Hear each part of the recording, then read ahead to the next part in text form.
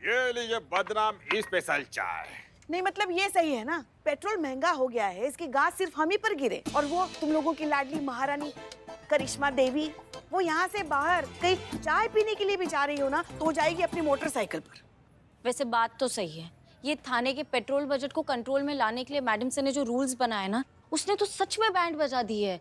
हर जगह पैदल आना जाना, मेरे तो पैर इतने ज्यादा दर्द कर रहे हैं ना अभी। वैसे गई कहाँ थी आप? गई कहीं नहीं थी, सोच के ही पैर दर्द हो रहे हैं। ओह, ये पैदल मासूमियत। इतना इरिटेट क्यों हो रहे हो? Irritation is a very dangerous बीमारी, वो इंसान को अंदर ही अंदर खाया जाती है। हमारे फैमिली बाबा है, वो कहते हैं जो परेशान रहता है उसी के मन में पाप का बोझ रहता है। पाप का भारी पत्थर लेकर वो घूमता रहता है। अपने मन में जो सच है वो किसी को बताता नहीं है।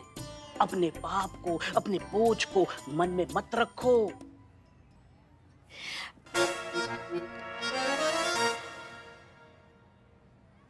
नहीं मगर बिल्ली कोई ऐसा होना भी तो चाहिए ना जिससे हम हमारे मन की बात कहे और बिना इस डर के कि वो हमारी बात किसी से कहेगा तो नहीं, हमें हमारे बारे में क्या सोचेगा या तो फिर हमारी इस राज का फायदा तो नहीं उठाएगा। माँ, तुम्हारे सवालों का जवाब वहां बैठा है।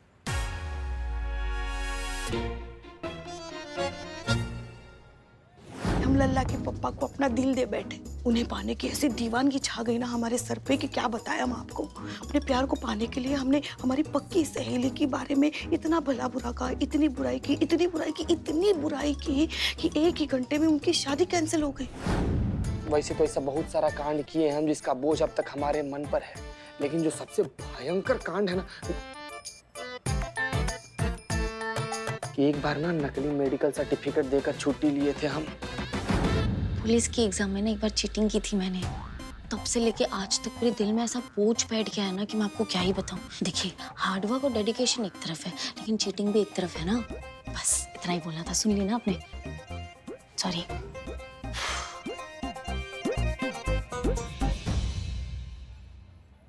कितना अच्छा लग रहा है, हल्का हल्का लग रहा है ना? तुझे कैसा लग रहा है? गुफा वाले बाबा मुझे नॉलेज दिला दे।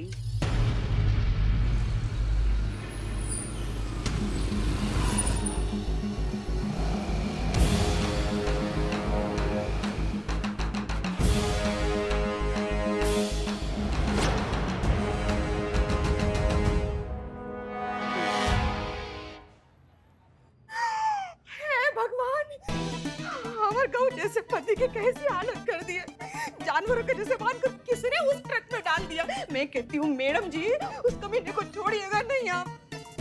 अरे तो कुछ बोल सुन भी नहीं सकते, किसी का क्या बिगाड़ेंगे।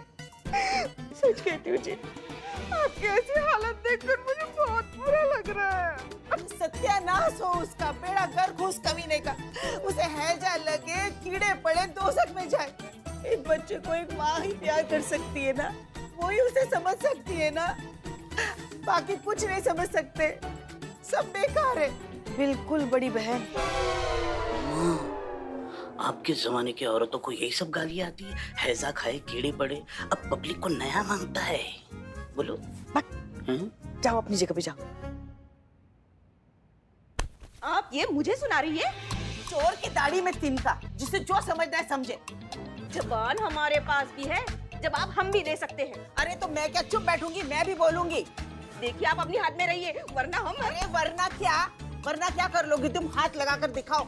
महिला थाने में खड़ी हूँ, एक FRI लिखवाएंगे ना अभी के अभी, सीधे तुम अंदर जाओगे हवालात में। अरे जाएंगे पर आपको साथ लेकर जाएंगे। अरे छोड़े इसे, बड़ी साथ लेकर जाएगी। हमारे पति है। अरे छोड़, मेरा बेटा है।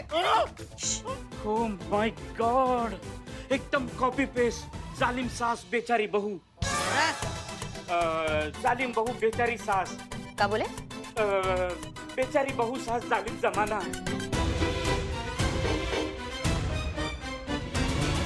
क्या करें? माता जी आप थोड़ा आराम से, आप थाना में खड़ी हैं, आप घर पे नहीं हैं, अपने बहू को ऐसे सरेआम लताड़ना बंद कीजिए आप। एक मिनट, तो बहू कौन सी कम है? देखा नहीं कैसे जबान चला रही है अपनी सास के सामने, ऐसे बात करते हैं अपनी सास से। हाँ, बड़े छोटे का कोई लिहाज ही नहीं है। ओ बहू रानी, आपकी माँ ने भी नहीं सिखाई बड़ों से बात करने की तमीज? एक मिनट, भी ना, ये भी का क्या मतलब हुआ? आपको पता है भी का मतलब क्या है? आपके मन में तो लड्डू फूट रहे होंगे ना, अपने ही सामने एक बहू को अपनी सास का अपमान करते देखकर। इसीलिए सास को रोका, हाँ? सास को रोका, बहू को नहीं रोका। बड़ा सा आपका निकलना है। क्या वो सास अपनी बहू के साथ वो कर रही है सरेआम जो आप नहीं कर पाती है, सरेआम बेइज्जती? हाँ, हम आपसे बात नहीं कर रहे हैं। तो हम कौन सा मुंह लगने का शौक है आपको? अरे ये दोनों सास बहू की तरह क्यों लड़ रही है? ये सास बहू ही है। जी, आप ये सब छोड़िए, आप ये बताइए कि इनकी ये हालत कब और कैसे हुई? मतलब वो बचपन से ही ऐसे या फिर उनके साथ कुछ हुआ था जिसकी वजह से वो ऐसे हो गए, गूंगे बहरे हो गए? नहीं मैडम जी, कुछ साल पहले मेरा बेटा बिल्कुल ठीक ठाक था, अच्छे से सुन सकता था, बोल सकता था। अब पिछले 5 साल से एक दिन अचानक क्या हुआ, किसी की जोर से गिरने की आवाज आई। हम लोग दौड़कर हॉल में आए तो देखे तो हम कहाँ देखते हैं कि सीढ़ियों के पास लुढ़ के पड़े थे, हाँ। एकदम बेहोश। तो इनके दोस्त है डॉक्टर रतन लाल, उनके पास हम ले गए। वो कहने लगे कि इनकी सुनने और बोलने की शक्ति जा चुकी है, नसें एकदम डैमेज, तो तब से ये बोल सुन नहीं सकते। हाँ मैडम जी। तो क्या लगता है आपको, आपकी बेटी की जान को किसी से खतरा था? हाँ मैडम जी, हमको भी यही लगता है उसके जान के पीछे कोई ना कोई तो पड़ा ही है। क्या है ना कि वो सफल बिजनेसमैन है, बिजनेस में अच्छा नाम है उसका। हाँ, पर पहले ऐसा कभी हुआ कि किसी दुश्मन ने नुकसान पहुंचाने का कोशिश किया हो, इनको ऐसा कुछ प्रयास किया हो? नहीं। ठीक है, हम इसकी रिपोर्ट बनाते हैं और देखते हैं क्या हो सकता है। आप लोग घर जा सकते हैं, लेकिन हाँ सतर्क रहिएगा, क्योंकि हो सकता है जिसने भी ये किया हो दोबारा ऐसा कुछ करने की कोशिश करे। सो बी केयरफुल। बहुत बहुत धन्यवाद मैडम जी। आप जा सकते हैं। चल बेटा चल।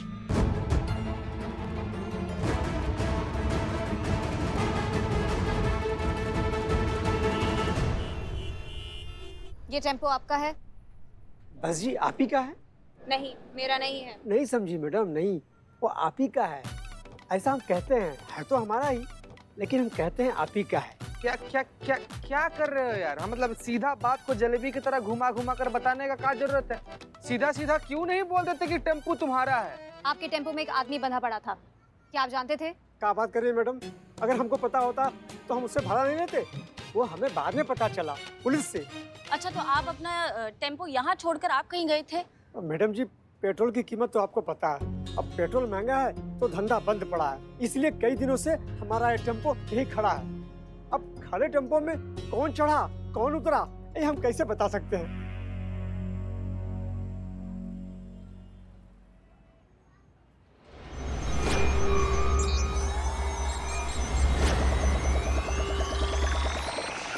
गजब गजब, देख रही हैं संतू जी, करिश्मा मैडम का दिमाग लगाई हैं ना। मतलब मीरा मैडम अपना पूरा दिमाग इधर खपाती रहेंगी और हाथ में कुछ नहीं लगेगा, ऐसे ही बैरंग होकर वापस थाना चल लेंगे।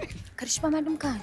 करिश्मा मैडम तो पुष्पा जी के साथ वहाँ पर गई है ना, अर्पित के घर के पास खोजबीन करने के लिए। आखिर में केस तो उन्हीं को सुलझाना है, इनको तो टाइम पास में उलझा रखा है। ये मैं 22 किलोमीटर तक कोई भी आवाज सुन सकती हूँ, यहाँ तक कि चींटी के चलने की भी। और अगली बार अगर मेरी बुराई करनी हो तो आप दोनों एक दूसरे को मैसेज कर सकते हैं। अब जाइए और टेम्पो के पेपर्स चेक करिए अभी। जी मैडम। जी मैडम। पेपर्स बताइए।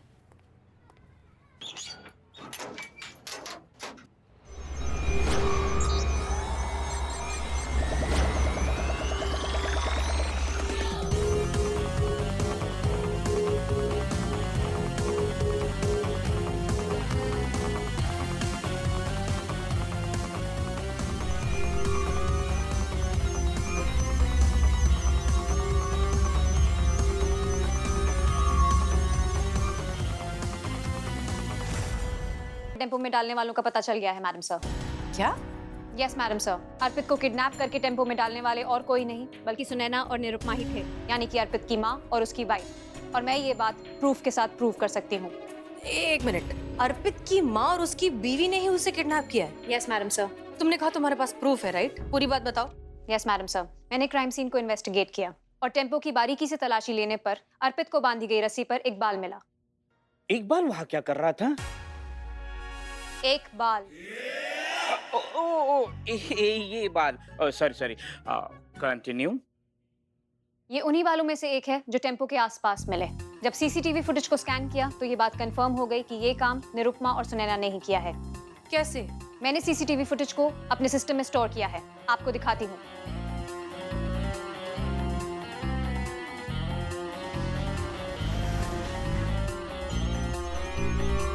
किडनैपर्स बुरखे में थे, लेकिन उनके हाथ खुले हुए थे। जूम किया तो उनके हाथों की उंगलियों में कुछ रिंग्स दिखाई दी।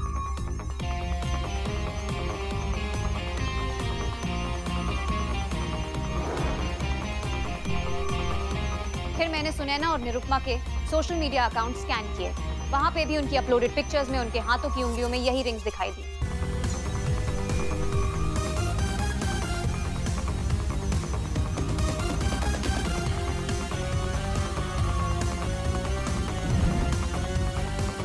इन दोनों बातों से ये प्रूव होता है कि ये काम अर्पित की माँ और उसकी वाइफ ने ही किया है।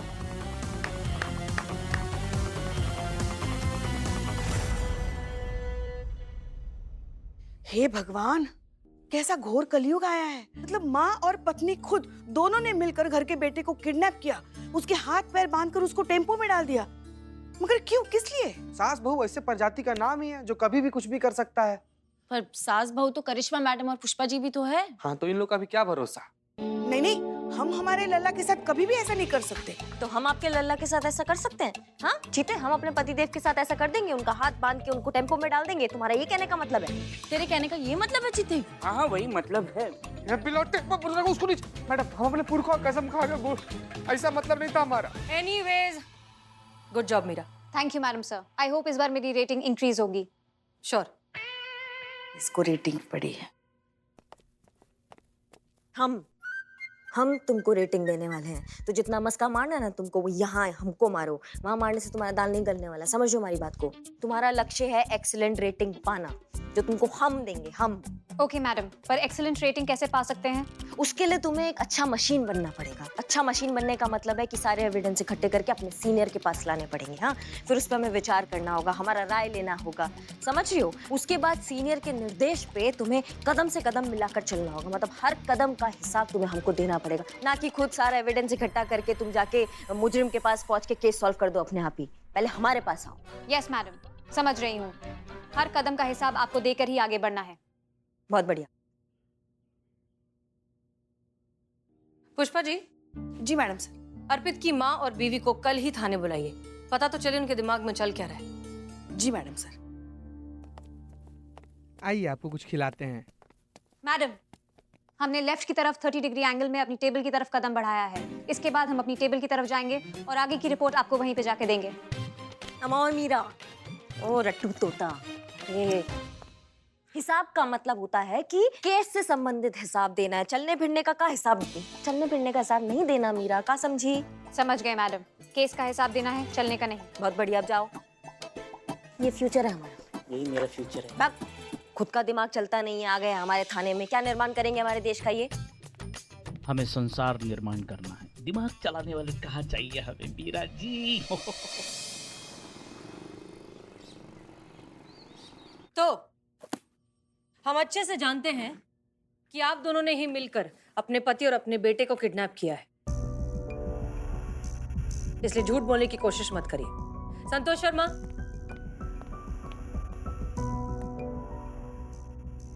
हमारे पास सीसीटीवी फुटेज है जहां बहुत क्लियरली नजर आ रहा है कि आपने ही अर्पित को किडनैप किया है, और अपने हाथों में ये जो रिंग्स पहनी है ना, वो हमने आपके सोशल मीडिया पर भी वेरीफाई कर ली है। जी, तो अब सब कुछ हमें साफ साफ और सच बताइए।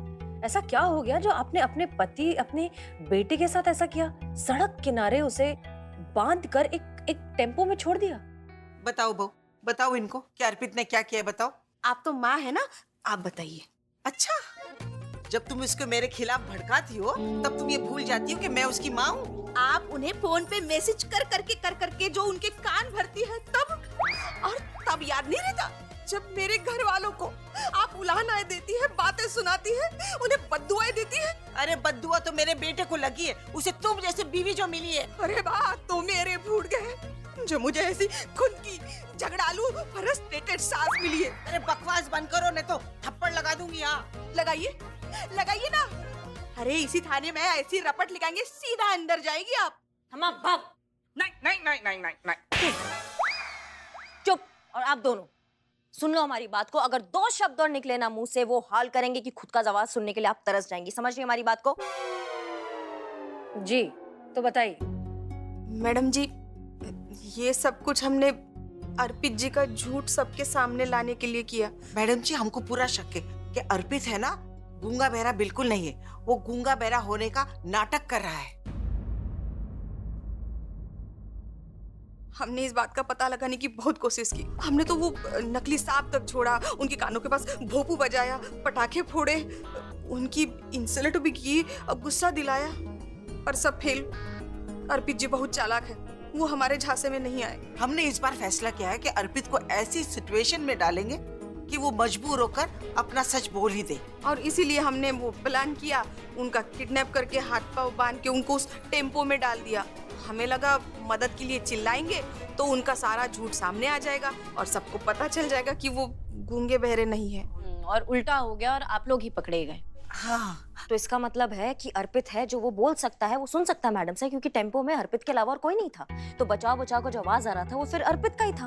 हाँ, लेकिन इस सब के बीच में सवाल अब भी यही है कि अर्पित ऐसा कर ही क्यों रहा है। अरे यही तो पता लगाना चाहते हैं हम मैडम। हम खुद हैरान हैं, पिछले 5 सालों से वो हमसे क्यों नहीं बात कर रहे हैं। मैडम जी, आपसे हाथ जोड़कर गुजारिश है कि अर्पित को इतना मजबूर कर दीजिए, गूंगे बहरे का नाटक करना छोड़कर एक अच्छी आम जिंदगी बिताए। और हम ये भी वजह जानना चाहते हैं मैडम कि आखिर वो ऐसा क्यों कर रहा है, आखिर बात क्या है, वो चाहता क्या है मैडम। ठीक है, हम पता लगाते हैं क्या हो सकता है। करिश्मा सिंह जी, पता लगाइए कि अर्पित की आखिर लाइफ में प्रॉब्लम क्या है, वो क्यों पिछले 5 सालों से गूंगा बहरा होने की एक्टिंग कर रहा है। जी मैडम सर। ओके, और आप लोग, हम समझते हैं कि आप लोगों का इंटेंशन गलत नहीं था, इसलिए आपको वार्निंग देकर छोड़ रहे हैं, लेकिन दोबारा कोई भी गैरकानूनी काम किया तो दूसरे जेल में डाल देंगे। मेरा बिल्लू निवास जेंट्स जेल है ना मैडम सर। आप लोग जा सकते हैं। जी मैडम। ठीक है Karishma Singh, get to work. जी मैडम सर। अरे ये तो अच्छा हुआ कि पुलिस हमारे मामले में हमारा साथ दे रही है। तुम तो जानती हो ना, अगर ये पुलिस वाले किसी के भी पीछे पड़ जाते हैं ना तो सारा सच उधेड़ देते हैं। देखना, अर्पित का सच वो पता लगा लेंगे। हाँ, पता लगाना भी चाहिए। 5 साल हो गए बेवकूफ बनते बनते, पर बस अब और नहीं, इस नाटक से तो पर्दा अब उठना ही चाहिए। अरे तू बिल्कुल फिक्र मत कर, अर्पित का नाटक ना बहुत जल्दी पकड़ा जाएगा। हाँ? हाँ, इस बात पे तो जो सोच। आपको डॉक्टर ने एसिडिटी बोला है?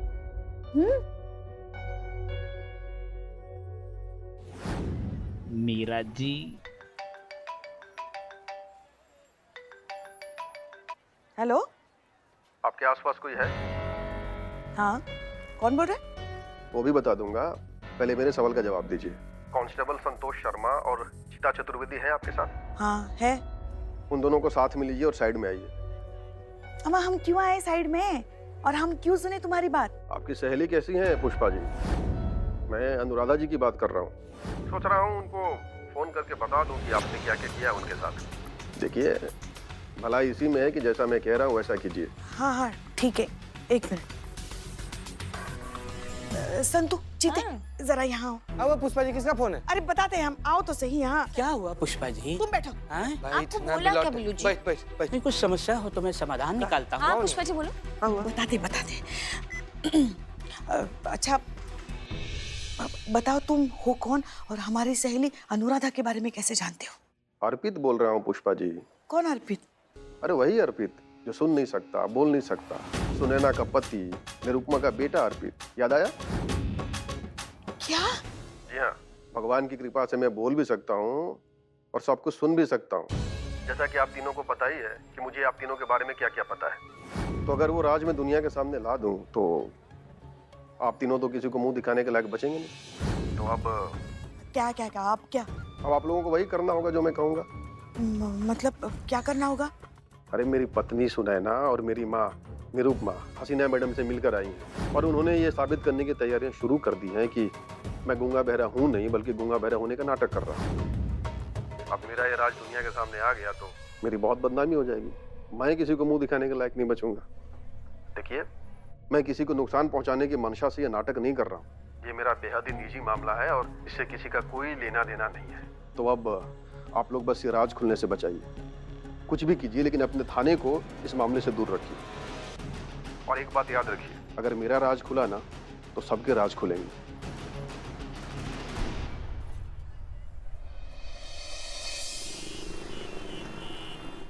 सुनिए सुनिए। हाँ पुष्पा जी आराम, पुष्पा जी। पकड़ नहीं सकती थी हमें। आपने बताया ही नहीं। अब आप कहाँ जा रही हैं? हम अर्पित के घर जा रहे हैं तफ्तीश करने। आप काहे पूछ रही हैं? हम भी आपके साथ चलेंगे। किस खुशी में? ऐसे ही। अच्छा मतलब अब थाने में कुछ काम है भी नहीं और फिर हमारा अच्छा वक्त गुजर जाएगा ना आपके साथ। शायद आपको हमारी जरूरत भी पड़ जाए। हमको आपका जरूरत। हाँ ठीक है चलिए, हमें क्या है, क्या हम बाइक तो चला नहीं रहे हैं क्योंकि मैडम सर ने मना कर दिया है, पेट्रोल ज्यादा खाती है, बचत करना है। हाँ मैडम सर ने बोला कोई थाने का दूसरा बाइक है जो हम चला सकते हैं, तो वो आपने निकाला है। हाँ हाँ हम ही ने निकाला। तो कब दिखाएंगी? अभी। चलिए दिखाइए। हाँ हाँ वहाँ है, चलिए ना। चलिए देखते हैं हमारा नया बाइक।